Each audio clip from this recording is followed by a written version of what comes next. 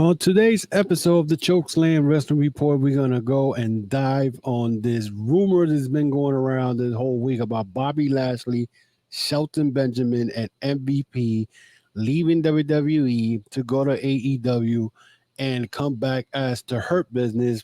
Not quite, but come in as a group.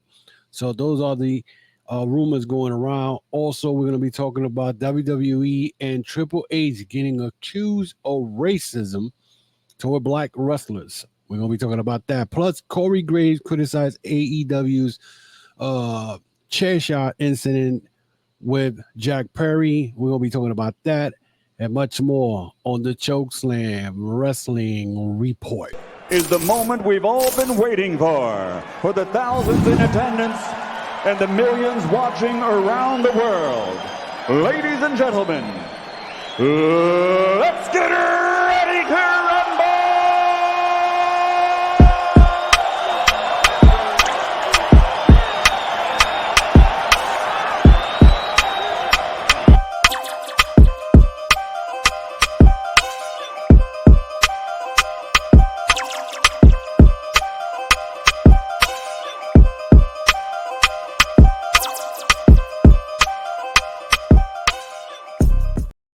Welcome back to another episode of the Chokeslam Wrestling Report. I am your host, the infamous Ultimate One from New York City, the Boogie Down Bronx.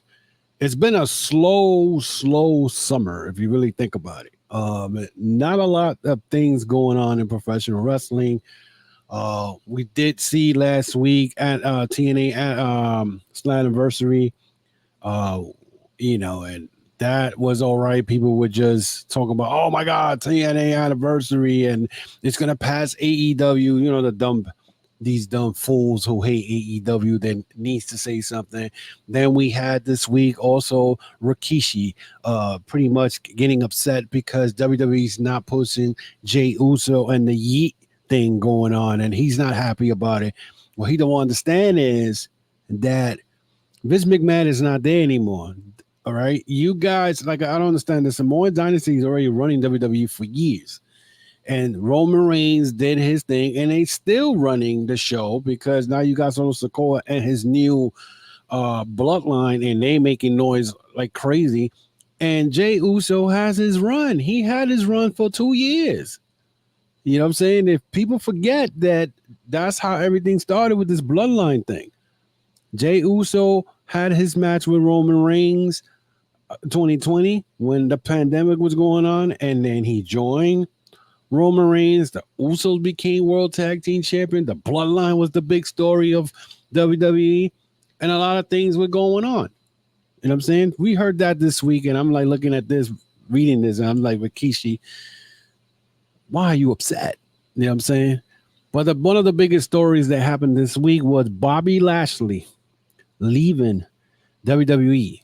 His contract is up, and WWE is not going to sign him, or he decided that he wasn't going to resign. And in a way, I understand where he's coming from, because back in the coronavirus era, should we say, or the COVID era, the Hurt Business was the biggest thing in there. And MVP made a comment which pretty much I do see where he's coming from, because what the Bloodline was doing before Roman Reigns lost the belt was pretty much what the Hurt Business was supposed to be doing. But they took that away from the Hurt Business. They broke up the team. Of course, Vince McMahon did this because the Hurt Business was getting big. And this is where all this thing about the allegation of racism going on. Now, it's funny that now Bobby Lashley and MVP are gone, or they're going to be gone from WWE, but Cedric Alexander, when was the last time you saw Cedric Alexander in a wrestling ring? Cedric Alexander, I haven't seen that guy in a WWE ring in God knows, probably in 2 years. And please don't tell me, oh, he came out main event, or he came in Speed. Shows that don't freaking matter at all. Let's be realistic. They don't matter. And if they ain't Speed, or they ain't miss out of the main event, that means they're not getting no TV time. Cedric Alexander, when he came into, I believe, was the Cruiserweight tournament back in 2016, he was highly praised by Triple H. after him being in Ring of Honor for many years, and they're not really using him like he was supposed to. He was in some feud. I forgot who the feud he had in Ring of Honor when he turned heel.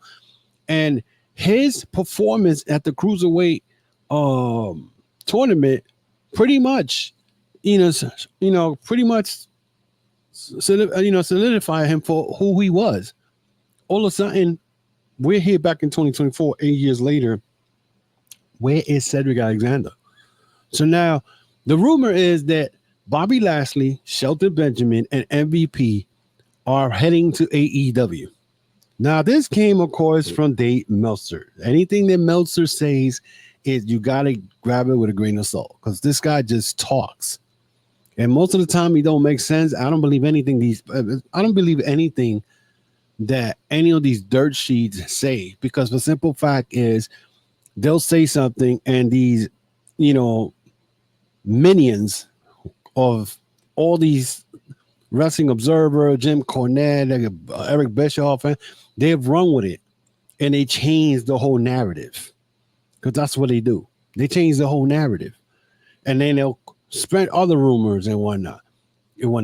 But the thing is, most likely, if they are coming to AEW, now my question to everyone is, do they really fit in AEW?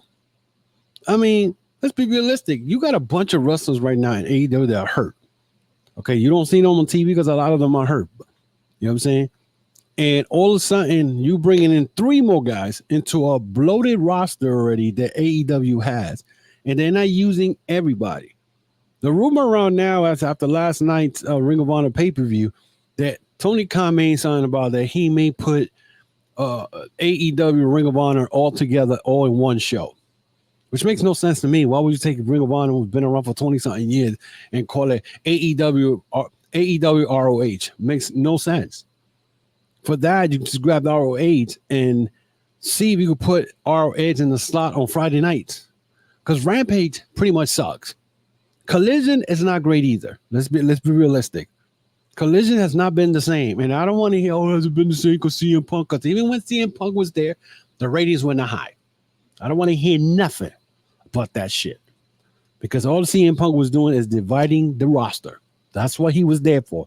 But people want to, embrace him for what he was doing. But in reality, I don't want to hear about, the Young Bucks are the EVP. And again, I'm going to keep saying the Young Bucks are not the EVPs because that title was taken away from them. The owner is Tony Khan. They might have some say so, but the owner's Tony Khan at the end of the day. And y'all can say whatever y'all want. But at the end of the day, do we really need Bobby Lashley and Shelton Benjamin and MVP in AEW?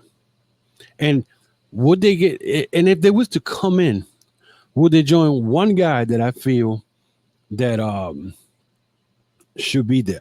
Oh my God, I had him in my hand. He used to be the former Ring of Honor TV champion, Shane Taylor. That's what it was, Shane Taylor and Shane Taylor Promotion. Could that be something that Shane Taylor may come in and be part of that? I could see that happening, but again, too many wrestlers, a bloated roster in AEW. Why you continue to bring in former WWE wrestlers into AEW? I don't know what Tony Khan is doing, but it's just straight stupid, in my opinion.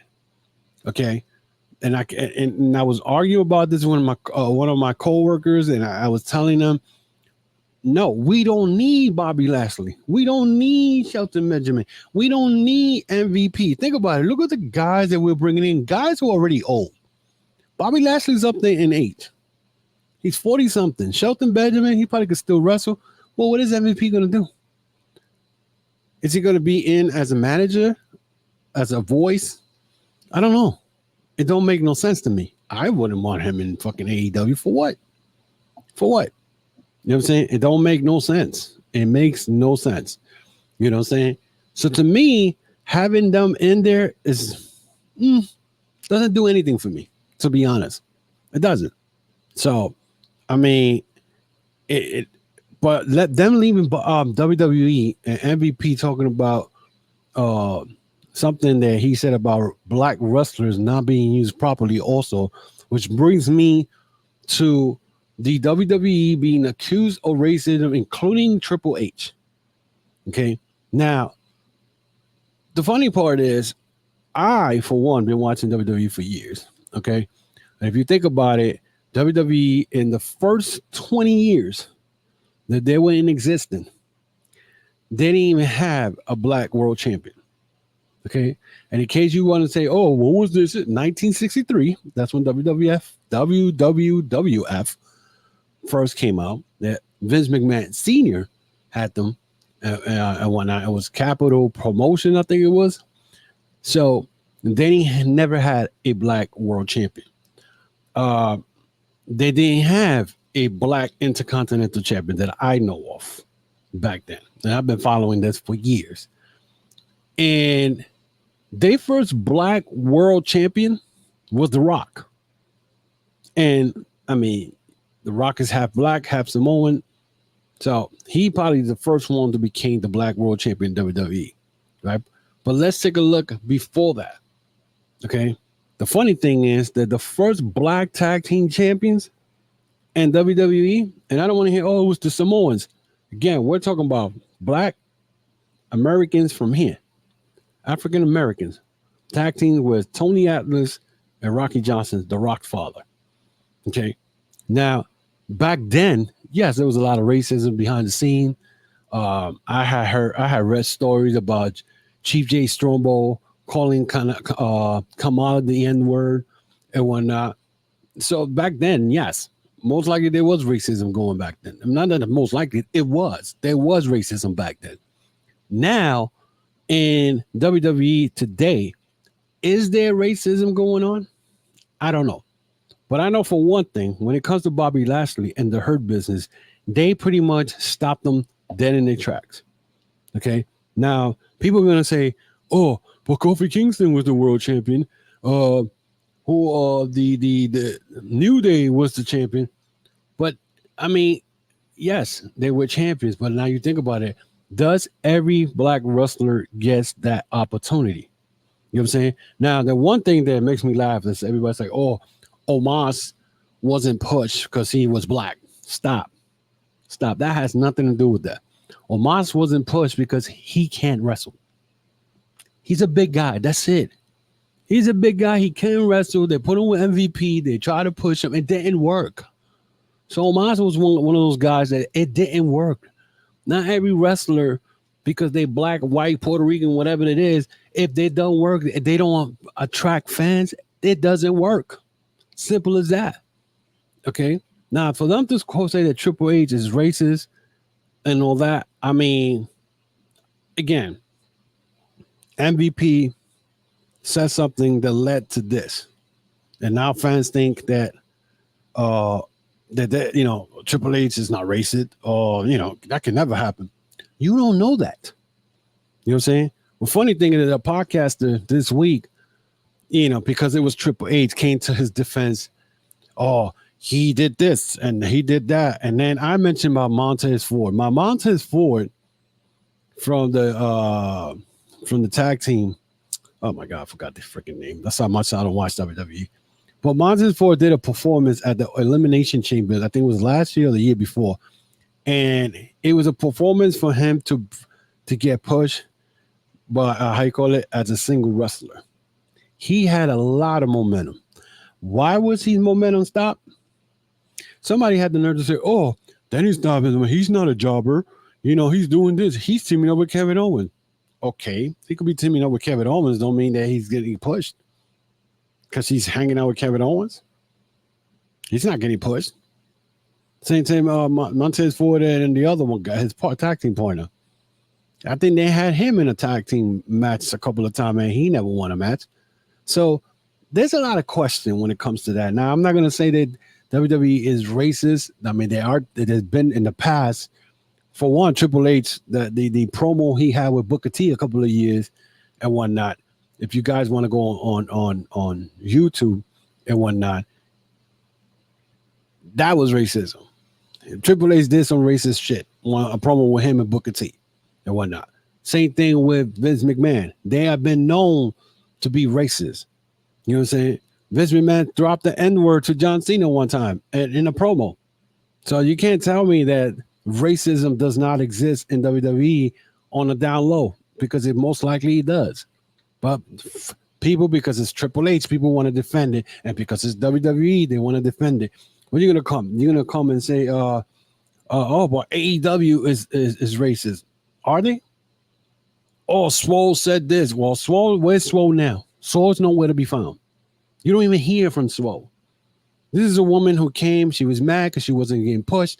Again, comes to the point, whether you're black or white, if you don't bring the fans in, it doesn't work. It doesn't work. You got to go back to the indies, work on your craft, and come back up and do what you got to do. That has nothing to do with it. Swole, I remember when Swole came up with that. Oh, they're not using diversity. They're not pushing the black wrestlers, blah, blah, blah. Meanwhile, who is AEW's world champion right now? Swerve, who's a black guy. The first black AEW. And they did that quick. Okay? Because they up to the time. Now, again, this topic is kind of hard because WWE has been known to do racist stuff. Even Jinder Mahal said something this week about what Vince McMahon forced him to do a promo about Shinsuke Nakamura. So all these things are popping up, and I keep telling people, everybody, oh, screw AEW, WWE's dead, and Triple H is doing great. Yeah, he's doing great, but again, things are popping out little by little. You remember a couple of months I said that subpoena may come out, and he might get subpoena. Ladies and gentlemen, it might happen. It can happen. A lot of skeletons might come out of the closet. You know what I'm saying? But people don't want to believe it because it's Triple H. Now, do we start pointing fingers that Triple H is racist? All you got to do is go back. I believe it was 2003 or 2004 when Triple H actually did a promo with Booker T and pretty much was racist. It was racist. You know what I'm saying? And there's nothing else you could. If MVP brought it up and whatnot, and it's been said, that means it's possibility. He is. You know what I'm saying? Because he's been in an era where that's why everything was going on down low, behind the scene. People like to talk crap, but you don't know what happens behind the scene. Okay? There's a lot of things that happen in wrestling that you people don't know, that until the wrestler retires, the wrestler leaves the company and talks about it. But because it's your favorite promotion and this tribalism bullshit that happens every day, every month, because your favorite fan promotion is that, oh, that's impossible. But we got a lot of toxic people on the community that actually be like, oh, it's not a big deal. In this age, yes, it is a big deal. So let's talk about the Corey Graves criticizing AEW chair shot incident to Jack Perry on this week's Dynamite on Blood and Guts. And I read the tweet. It is sad because it's not only WWE fans, but AEW elitist fans who think that AEW did no wrong, doesn't do any wrong. I'm here for one. I'm going to keep it real because you know what? I don't play favoritism. If anything, my favorite promotion is New Japan Pro Wrestling. So there you go, guys. I mean, I watch AEW, and I might criticize WWE a lot for a lot of things they do, but AEW gets its criticism. Now, in this incident, Corey Graves criticized AEW because of the chair shot that Jack Perry took while he was handcuffed to the cage. They were saying that the chair was not a gimmick chair, that it wasn't. It wasn't a gimmick chair. So the chair shot that Jack Perry took, they're saying, oh, it was dangerous. Now, Corey Graves just criticized. I don't even think you call it criticism. He just gave his opinion on it and felt that, this is situations that you have to be careful, especially with chair shots in the head. When I saw the chair shot this past week, I was like, damn. When not Jack Briscoe, Mark Briscoe hit Jack Perry with the chair, I was like, wow. You know what I'm saying? Because it was a chair shot that I was like, he actually took that chair shot. Now, Nick Jackson from the Young Bucks said that Jack Perry was fine. That the whole part about taking the chair shot, he said, you know, if they felt that he was going to get hurt at it, they would have not done it. They said they're professionals. They knew what to do. So at the end of the day, Corey Graves didn't do anything wrong and whatnot. He did not do anything wrong as far as him saying that wrestler's career can end quick from those chair shots to the head. And you have AEW elitists going crazy, and probably he had to delete the tweet. So God knows how many people went and attacked him on Twitter because he's a WWE guy who went and gave his thoughts on the AEW incident. And these people, like rabid dogs, go online and start criticizing and start calling him all kinds of names or whatever. Listen, again, this is the problem with the wrestling community. Instead of us being more down to earth and stop being so damn toxic, you take a man's criticism, and it was a constructive criticism, and make him look like he's an asshole because why you criticizing AEW's chair shot when you're a WWE guy? I mean, at the end of the day, he was a wrestler. His career was cut short. But most of you fans, yeah, I don't understand. Most of you never play a dance sport in your life. Okay, never know what it is to do anything active and whatnot and compete, but be the first one to jump on people's neck and criticize them because they're giving their thoughts. It's just sad that this society today, you can't even give your opinion. We are getting massacred to social media because your opinion is not something that they like. You know what I'm saying? Me personally, I mean, they could come after me. I don't care, because at the end of the day, I can straight out, they're a bunch of punks because they're behind a computer talking crap. What are they gonna do behind a computer? Ooh, really? They ain't gonna do shit. But at the end of the day, like again, this is the wrestling community. You know what I'm saying? The chair shot was bad. I saw it. The chair shot was bad. Not bad. Let me rephrase that. The chair shot was crazy because I'm like, when he got hit, I was like, wow, that chair shot was ridiculous. I mean, but he was fine. You know what I'm saying?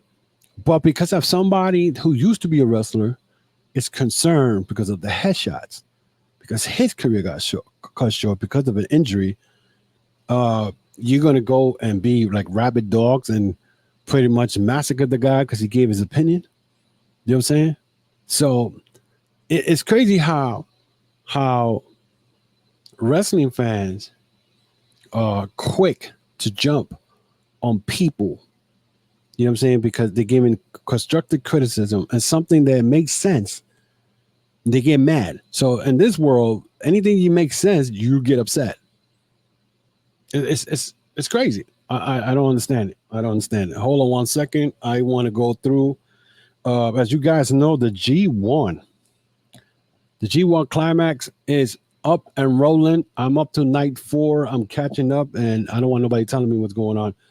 I think it was on night 4. Yeah, night 4. But there's been a lot of shocking endings, a lot of shocking matches and winners and whatnot. So, matter of fact, let me go right here and let me go to the G1 Climax. So, these are the shockers to me and whatnot. Since the G1 Climax started last week.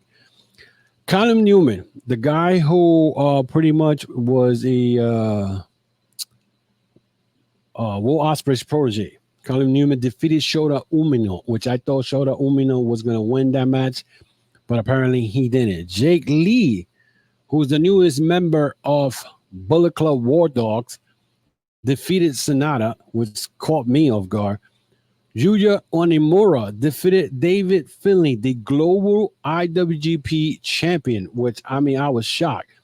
And if that wasn't a shocker enough, Shingo Takagi goes and pins IWGP World Champ Naito, who is the same members of the Ingobernables of Japón, which I feel something's going to happen there where you know, and let me explain something about the G1 Climax. The G1 Climax, if you pin a world champion or any champion in the G1 Climax, down the line after the G1 Climax is over, you're going to get a title shot.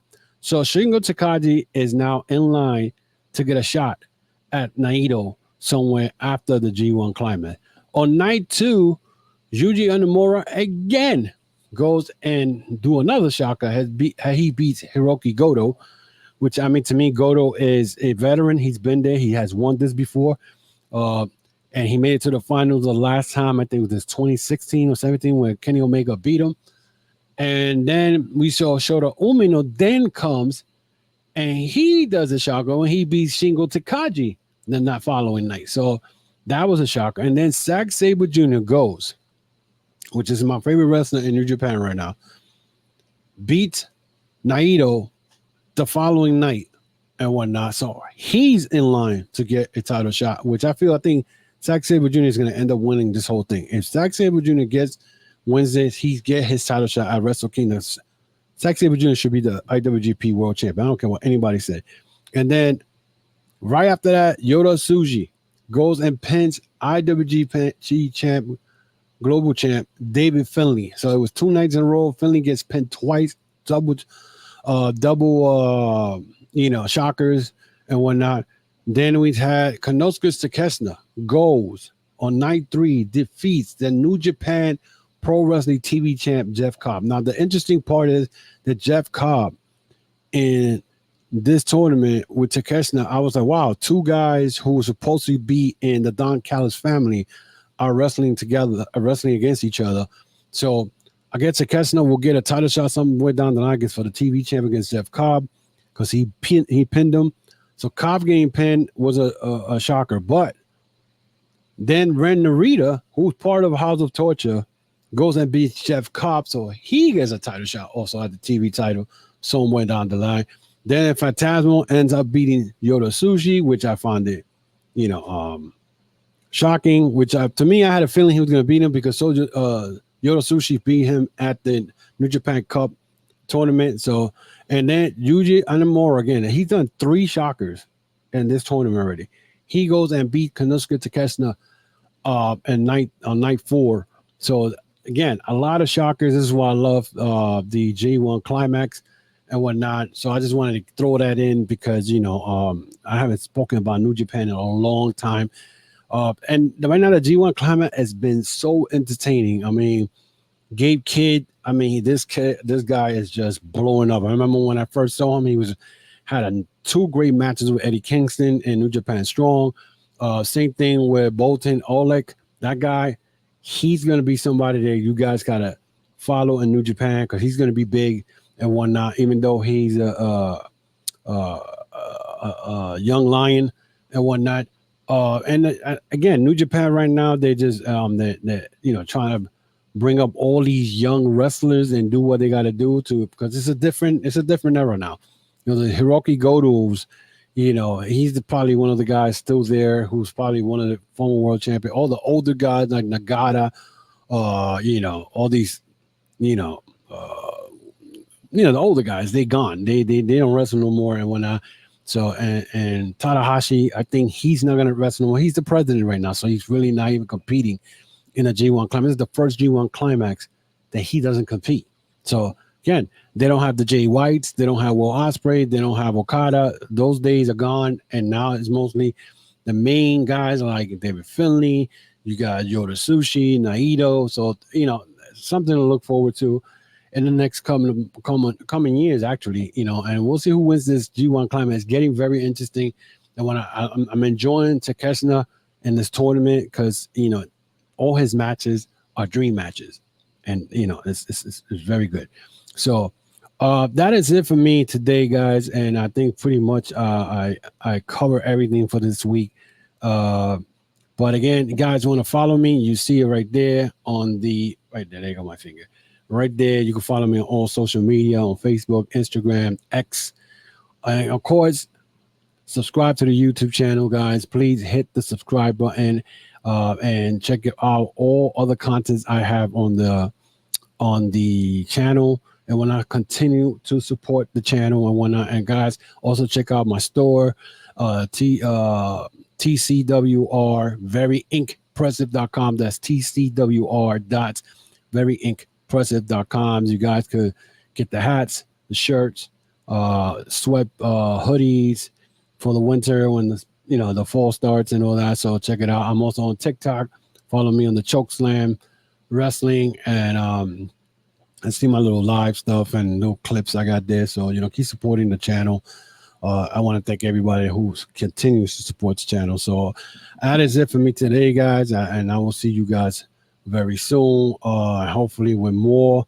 Let's see what happens. I know next week is SummerSlam, and I'll probably have something in my thoughts on SummerSlam. And when that kind of SummerSlam is kind of early this year, I don't know why, but you know what I'm saying. So it's something.